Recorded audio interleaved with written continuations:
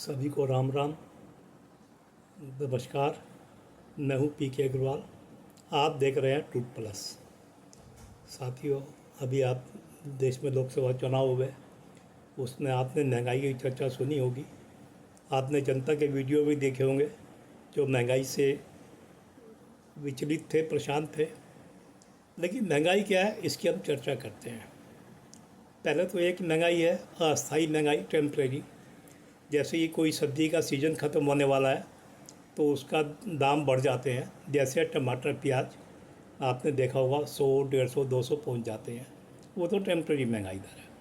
फिर जब फसल आती है उसके ब्याज उसका दाम बहुत कम हो जाता है, 10-20 रुपये। आपने सड़कों पे टमाटर वगैरह फेंकते हुए भी फ़ोटो देखी होंगी कि लागत से कम मिल रहा है। लेकिन अब वो तस्वीर कम आती है जब से मोदी जी ने वेयर हाउस, कोल्ड स्टोरेज बना दिए हैं। वो अलग बात है, सोशल मीडिया पे तो लोग पुरानी फ़ोटो भी शेयर करके भ्रमित करेंगे, वो अलग चीज़ है।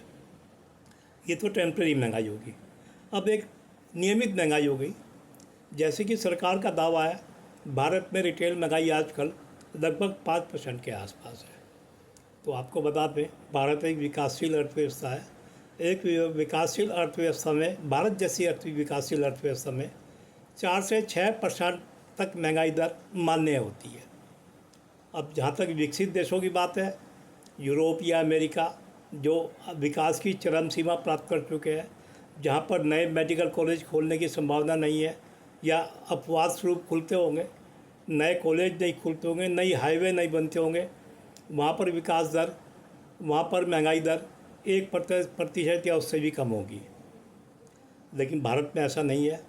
भारत में आपने मोदी जी के भाषण सुने होंगे कि हमने 300 से ज़्यादा मेडिकल कॉलेज बनाए, लगभग 400 यूनिवर्सिटी बनाई, प्रतिदिन 2 के हिसाब से लगाए तो 7,000 से ऊपर स्कूल बनाए। बाकी road, highway, expressway, railway line और नए एयरपोर्ट बनते हो तो आप रोज़ देखते ही होंगे अपने आसपास।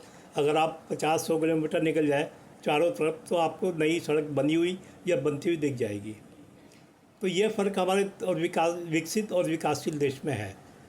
अब क्योंकि हमारे यहाँ 4 से 6% महंगाई मान्य है, अब और उन विकसित देशों में 1% हो सकता है 2047 तक हम भी विकसित हो जाएं, हम भी 1-2% महंगाई दर पर आ जाएँ।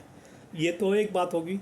लेकिन अगर हम 1-2% महंगाई दर पर आ जाते हैं, कि ये तो आप जानते हैं महंगाई शून्य कभी नहीं हो सकती, ऐसा तो कभी नहीं हो सकता। जो चीज़ आज 10 रुपये की है 20 साल बाद भी 10 रुपये की मिले।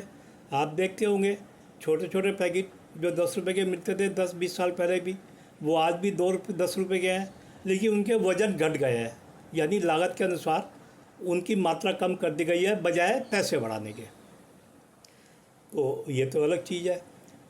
अब इससे महंगाई दर से सीधी जुड़ी है ब्याज दर। अब भारत में 5% औसत महंगाई दर है, तो भारत में ब्याज दरें भी लगभग 7% के आसपास हैं। आप एफडी पे देखते होंगे 7, 6.5, 7, 8, प्राइवेट बैंकों में और भी ज़्यादा होंगी। अगर महंगाई दर कम होकर 2% आ जाती है तो फिर बैंक ब्याज दर आपको 6, 7, 8% क्यों देंगे? वो भी तो ब्याज दर 2.5-3% कर देंगे। कि आप इसके लिए तैयार हैं? अगर आप एफडी रखते हैं बैंक में तो इस ब्याज दरों के लिए तैयार हैं। और जब महंगाई दर 2%, 1 या 2% होगी, ब्याज दर 3% होगी, तो विकास दर 8% नहीं हो सकती। इतने से ज़्यादा नहीं निकलेंगे विकास दर को 8% ले जाने के लिए। जिस दिन हम विकसित स्थिति में आ जाएंगे वो बात अलग है। तो आप इन चीज़ों को सोच देखिए और समझिए कि महंगाई दर पर महंगाई की वास्तविक स्थिति क्या है। राजनीति, जहाँ तक राजनीतिक पार्टियाँ हैं, नेता हैं, वो तो राजनीति करेंगे ही। जनता की बात देखिए, आप समझिए कि हालांकि मैं एक बात और कहूँगा, महंगाई दर का आकलन केवल वस्तुओं के दाम से नहीं हो सकता। इससे आय का स्तर भी देखा जा सकता है कि आय का स्तर महंगाई की तुलना में क्या बढ़ रहा है। अब सभी लोग महंगाई की बात तो करते हैं, लेकिन वो अपना आय का स्तर नहीं छुपाते। तो आप व्यक्तिगत रूप से महंगाई, आय का स्तर और अपने जीवन स्तर की तुलना करके देख सकते हैं कि आप बेहतर स्थिति में हैं या नहीं है। बाकी मुझे आशा है आपको भारत में एक विकासशील देश में विकासशील देश की अर्थव्यवस्था में महंगाई दर की सामान्य स्थिति क्या होनी चाहिए, भारत में क्या है, आदर्श स्थिति क्या है, उसका ब्याज दर से संबंध क्या है, विकास दर से पर क्या प्रभाव संबंध पड़ता है, आपको ये बात समझ में आ गई होंगी। तो वीडियो पसंद आए तो वीडियो को लाइक करें, शेयर करें, चैनल को सब्सक्राइब करें। धन्यवाद। फिर मिलते हैं अगले वीडियो में।